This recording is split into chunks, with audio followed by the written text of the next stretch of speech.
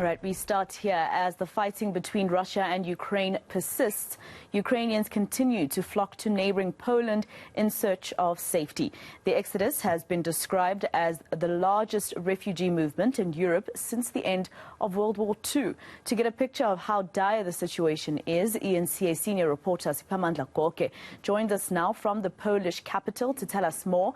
Siphamandla, earlier on I saw you speaking to my colleague, or our colleague rather, You described such a dire picture of a little child who was playing with a toy and would have much rather been home.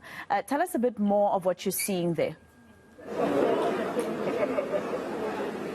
Well, the situation is really dire, Masego. I can tell you that more and more refugees from the Ukraine are coming to Poland, Warsaw, and other cities and towns here in Poland. We are at the Polish capital, which is Warsaw. This is the central station in Poland, Warsaw. Behind me is a queue of people who want to transit to other cities and towns. Joe Komane will show you that queue. It is very important for me to stress that those are not all refugees. Some of them are people who are going on with their daily lives. They are citizens of Poland. However, it's mixed. There are other people who are from the Ukraine who are coming here to get their train tickets, and then they are going to other towns and cities across Poland. They are being given free tickets.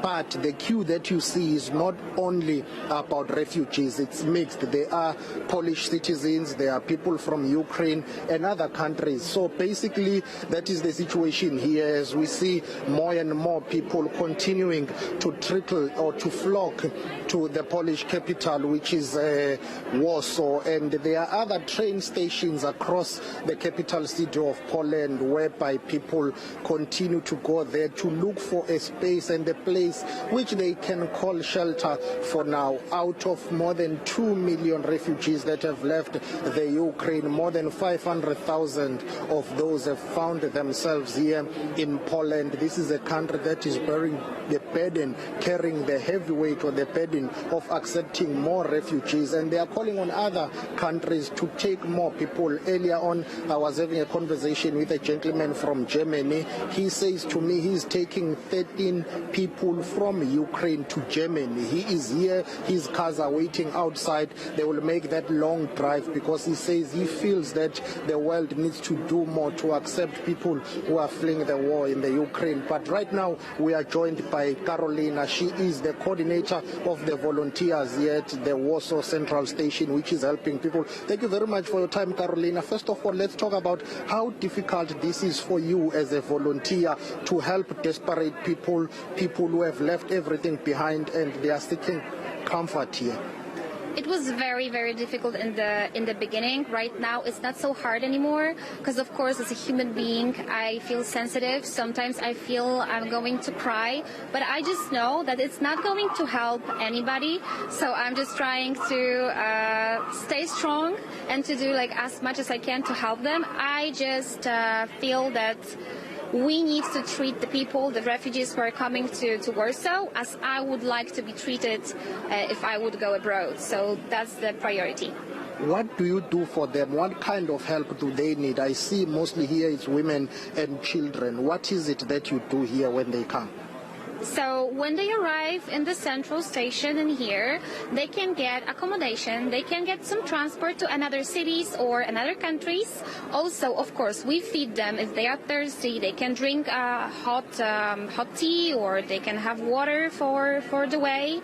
Of course, we have a medical point right here. We have also the animal helpers. So if you come with your pet, with your cat or with your dog, of course, you will get some help.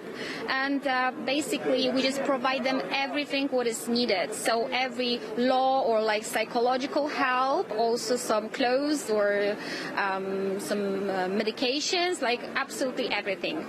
What I've realized, though, is that most of them are really, really frustrated. They are depressed, but most importantly, they are traumatized. You can tell that this war is having an impact on their lives.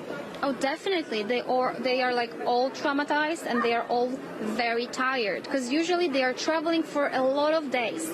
They didn't have a chance to get a shower. They didn't have a chance like for proper sleep. They don't feel safe. They don't feel comfortable. The trains are crowded. So when they're coming here, they are like so traumatized by the events and by the trip that was long and not so easy. We are trying to provide them like as high quality help as we can, because we are just normal human beings, normal private people. Let's talk about the number of refugees increasing. You know, Poland alone has accepted more than 500,000 refugees. Your mayor here in Warsaw was saying, well, the city is getting overwhelmed. More countries should do more. How do you read the situation? Based on what you have seen, what will be your call to the international community and other countries to take more refugees? Well, definitely we need some help, because Poland is not big enough to have all those Ukrainian refugees in here. So that's why we have transports to Vienna, to Prague, or to Berlin, and that helps us a lot. But of course, we would be very, very happy, and we will appreciate if the cooperation will be even bigger. Thank you very much for your time, Carolina. Well, that is Carolina. She's the coordinator of the volunteers. I've spotted one gentleman from Ukraine, Vitaly. Thank you very much for your time. You are from the Ukraine. You're welcome. Let's talk about your experience. How has it been? How has this war affected you? Yeah, my name is Vitaly. I am actually a volunteer. Also, I live in Denmark, and there are some organization who helps refugees, Ukrainian refugees, and they help to find accommodation, and some families, Danish families and Ukrainians, and give them food and help. And for example, from 16 March, they should come low, which will make refugees live easier in Denmark. They get opportunity to work, legal work, and children get opportunity to go to school and like that. Do you know of anyone back home who's been affected, who cannot leave Ukraine to either go to Denmark or to come to Poland? Yes, actually my family, they occupied it, I can say, because it's a small village in north Ukraine, and Russian panzer tanks, they go through that village, but because it's a small village, they not interested. They go just right to Kyiv, but they go through, and my parents still there, and they cannot go out from that, because it's very dangerous at the moment. How do you feel about that your parents cannot leave? It's terrible, and I feel very bad and very worried about my family and about Ukraine in general. It's a terrible situation, I think. And most men who are your age are still in Ukraine because they have to fight, they cannot leave. Actually, it is true. But it's also not all men ready to go to war, but they need so it's a difficult situation, about that. Many people are saying stop the war, say that there could be peace and stability. What is your call to the international community to do more to ensure that this war comes to an end? As we look on Second World War, how it's happened, or how it goes, how it was, I think we need to react now, because it's all NATO, all Union, because it will be too late. Because I'm sure that Putin, after he got Ukraine, he go to another countries. It's my opinion. So we need to stop him now. Or I understand that will come maybe a real war, but it's come a little bit later anyway. So we need to react now. Okay, thank you very much for time. That is a Ukrainian citizen who is based in Denmark, saying he's here to assist and to volunteer, basically painting a picture about how this war has affected ordinary people on the ground. Many people will be asking, well, why are we here? How does this affect South Africa and Africa? First of all, there have been South African citizens that were stranded in the Ukraine. They have since been assisted to cross to Poland, and some of them have made their way to South Africa. But also there have been reports of racism whereby African citizens have been deprived of an opportunity to leave Ukraine. They were prioritizing those people who are from the Ukraine and from Europe. So there has been that basically outcry to say Africans have been ill-treated here. There have been reports of racism whereby they have not been allowed to be assisted. But also this war has got an impact. It affects everyone and anyone across the globe.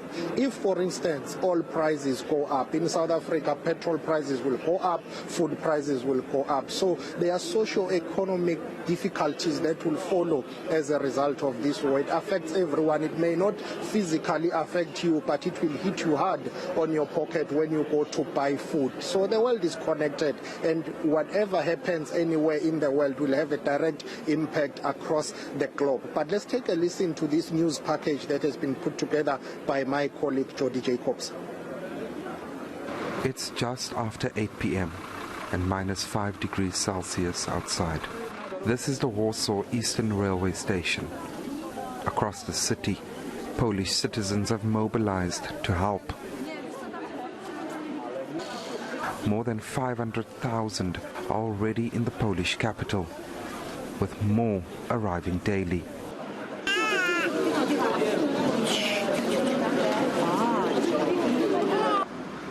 Mikej Denosh is a volunteer firefighter. Mikej offered his services by helping Ukrainians at train stations. We are actually providing some help to the civilians that are coming to the Poland, to all the refugees that are coming to the Warsaw, and we are helping them to get out of the trains, get off the platforms. We are taking care of them.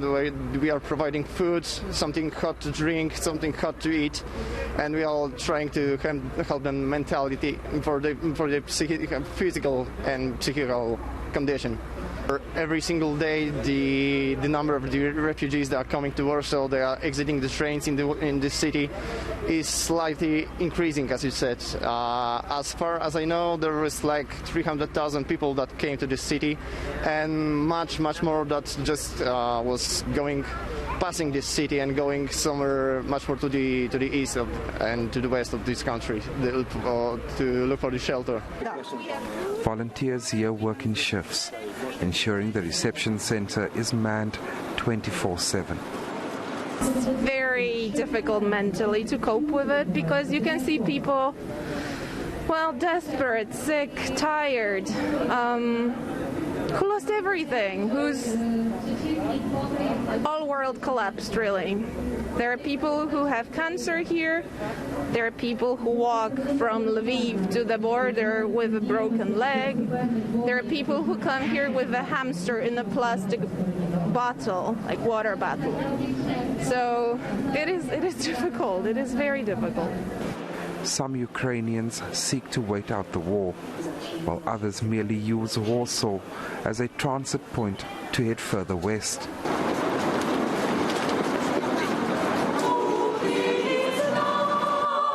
The Polish generosity goes far beyond just a hot meal, clothes and shelter.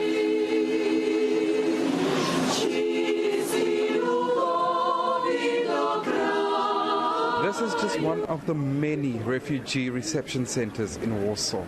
The mayor here is appealing for international help as more and more Ukrainians flock to the city. More than 10% of those fleeing the Ukraine are arriving in the Polish capital. Jody Jacobs, Warsaw, Poland. Well, Siphamandla, already 500,000 refugees from Ukraine fleeing to Poland. What's your plan for the remainder of the day in terms of catching up with those refugees to find out where they're going and where they'll be staying?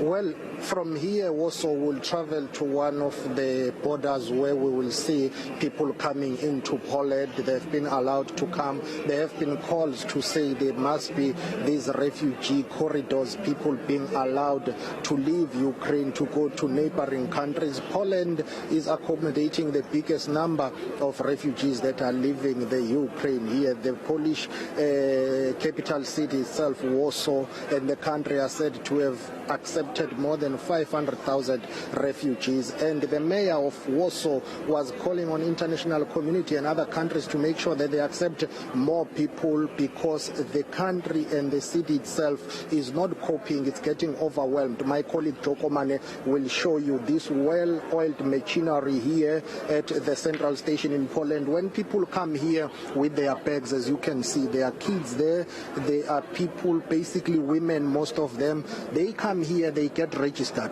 After being registered here, they are then asked what kind of help do they need, and then they are transferred to this section here, which is on my left, where you will see one of the coordinators of the volunteers, I'm talking about Carolina, is currently with her colleagues. These volunteers will ensure that whatever needs those that have been processed require, they get them here. But once they are done, they are also taken to a makeshift hospital there. Those who require medicine and medical assistance are taken there, and they are checked to ensure that they are in good health. But most importantly, they leave and they go to the next counter here, which Joko Mane will show you. That's where they are allocated SIM cards, their cell phones are charged, they are basically getting connected so that they can call their relatives, they can call their family members to update them that they have arrived successfully. As you see, more and more people arriving. Those gentlemen who are wearing a brownish and yellowish